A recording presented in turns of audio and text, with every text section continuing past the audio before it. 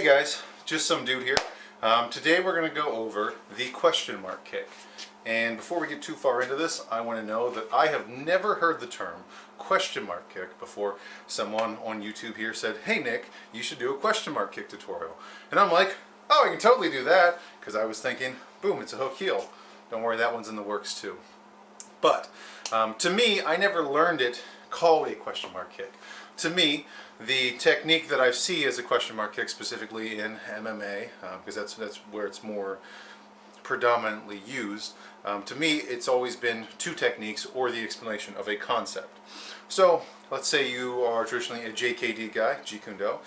You go over SDA, ABC, HIA, ABD, and a PIA. The PIA is the important one. The PIA is what works against very skilled fighters. And what a PIA is a progressive indirect attack.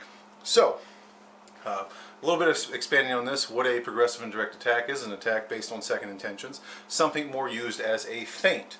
Or, when most people talk about the question mark kick, they talk about going straight line, straight line, straight line, and then going either an angle, a looping motion, a slightly different angle, or changing one of those ranges from low to high, mid to high, high to low, something like that, to throw off your opponent. And those work really well for PIAs. So, back to the question mark kick.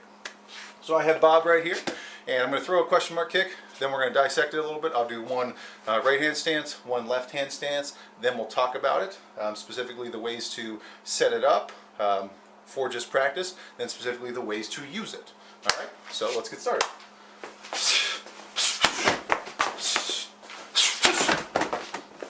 Alright, so on Bob here, first thing I'm doing is throwing my low to mid-range rear leg front kick.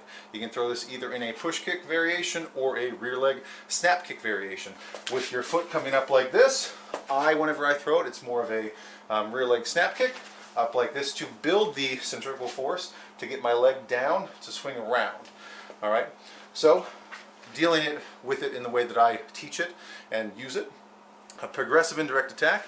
The first technique, because concept is different than technique, the first technique is your rear leg snap kick coming up to low or midsection. Alright? You bring it up, you have to really commit to throwing it, but really commit to throwing it only so far. You want to get to somewhere in that 60 to 80% range to actually throw it, build it, and be able to convince your opponent you're actually going to throw it. That's what allows for the second use, the progressive indirect attack part, to actually land a strike that scores, if you're a TKD guy, something like that, or one that's actually an effective hit to, knocking a hand down, clearing away for a punch, or actually hitting someone in the head.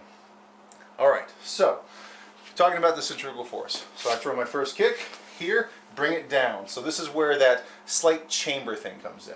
As your foot comes down from here, your rear foot does all the work in this point. So breaking back down to your rear leg front kick, feet 45-degree angles. As you go to kick, you square up with your opponent.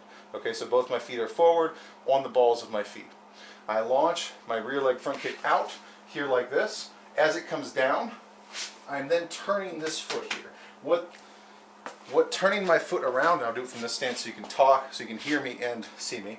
So I'm here, I turn, throw my kick here, and immediately from there my foot comes down and I turn this foot.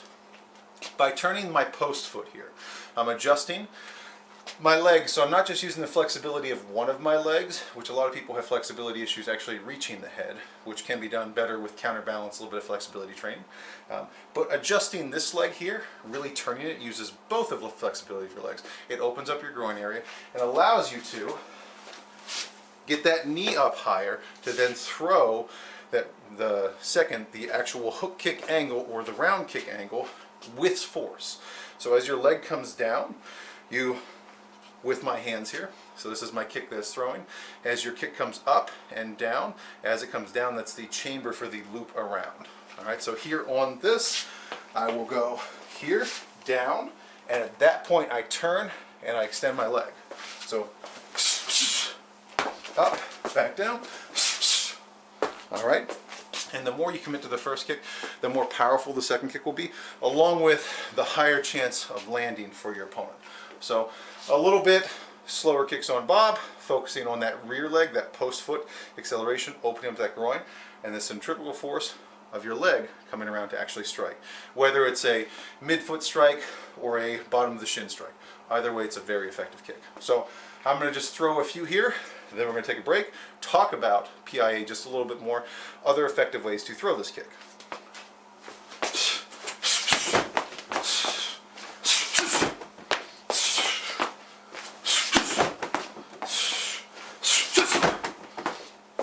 Alright, so progressive indirect attacks. To make a progressive indirect attack work as well as you want it to make those feints work, because a feint, just here, isn't going to be all the things that you need. Alright, a lot of people feint and then go low.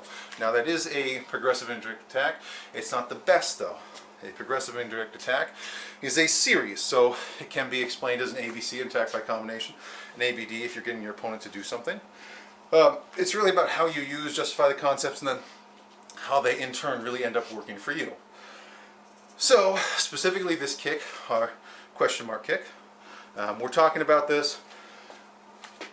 You want to throw it on an opponent when you're doing your straight line. Alright, so if you're throwing your rear leg push kicks, those jabs, those straights, those hooks, a little bit of angle work there, an opponent that has great defense, that's good. That's what you want. You want to be able to throw it on them. To make it really effective, let's say you have a hard time reaching the head, that's cool. You can still throw it, make it very effective. It's not the question mark kick, but it is the PIA then. So if you think about the ranges of your opponent, you break it down into, you have your low targets, you have your mid targets, you have your high targets. Okay, that's one way. And then you have your straight line targets, you have your angled targets, and you have your more hooking targets. Okay, and angled targets, I could mean angle like this or angle like this. I'm not getting into that right now. To make it very effective for your progressive indirect attack or the question mark kick that we're doing, you want to throw at a low or a mid, so you are changing both the target range that you're hitting and either go, let's say I'm throwing mid, throw mid, and then go to either high or low. So I'm changing the range of where my target is, and I'm changing the angle of my target. For an example, not a question mark kick, but something very similar, is me throwing a low round kick and then another low round kick. I'll demonstrate.